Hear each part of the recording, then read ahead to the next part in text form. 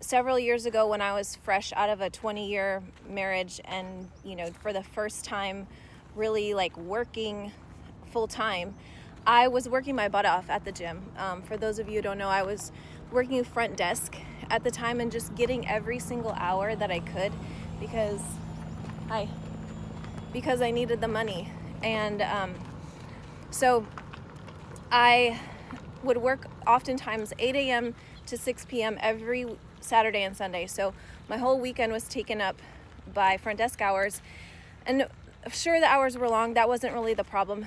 But those were weekends that I didn't have with my kids. And that was really hard for me because I wanted to spend time with them, but I also needed to make rent.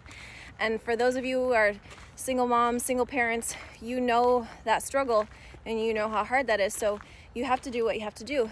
So what I would do on Saturdays and Sundays a lot is I would take this walk right here. This walk is like right outside the gym, and it's got a beautiful view.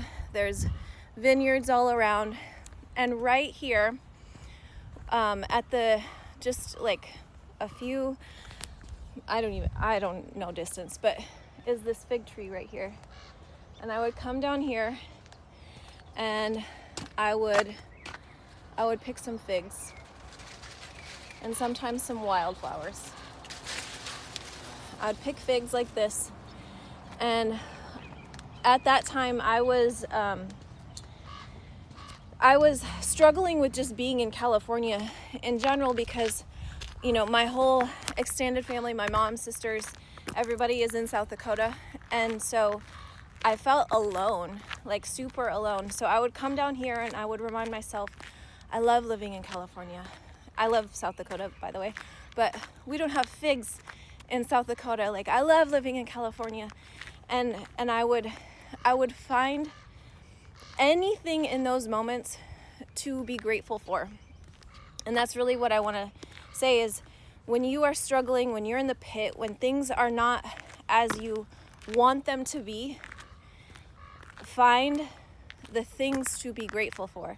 And I know that sounds Pollyanna, rainbows and butterflies. It's not. It takes a lot of grit to truly be grateful when things are not as they should be.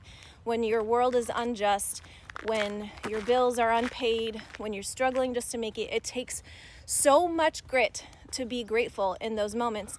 And I swear this is how you get out of the situation that you're in. Gratitude is the key to increase. If you want more for your life, if you want different in your life, learn how to be grateful for the things that you currently have, for whatever God has placed on your lap. Are you grateful? Are you stewarding it? Are you using it well? Because if the answer is yes, there's no way that doesn't multiply and turn into more in your hands. But on the inverse, if you're ungrateful, if you're just down in the dumps, you're gonna miss the opportunities. When you're not grateful, you miss the opportunities that God is putting in front of you. Gratitude opens up your world to see the possibilities, to see the opportunities, and to see the things that God is actually like laying before you so that you can actually get out of the situation that you're in. It takes grit to be grateful. Look at these grapes. This is what the Napa Valley looks like in September, y'all. See those?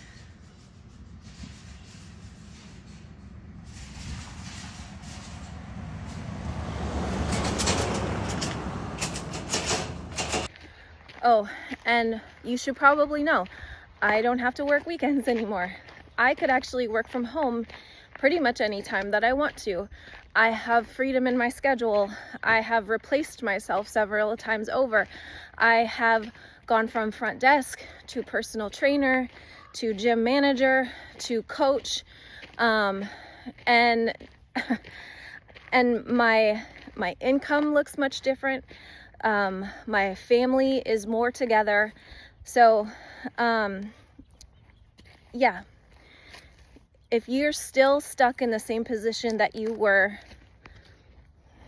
2 years ago, 3 years ago, 5 years ago, last year even, there's something that you have to change here and probably here. And it starts there. It starts with you. Don't wait for your circumstances to change. Don't wait for somebody to come rescue you. Don't wait for a paycheck to fall out of the sky.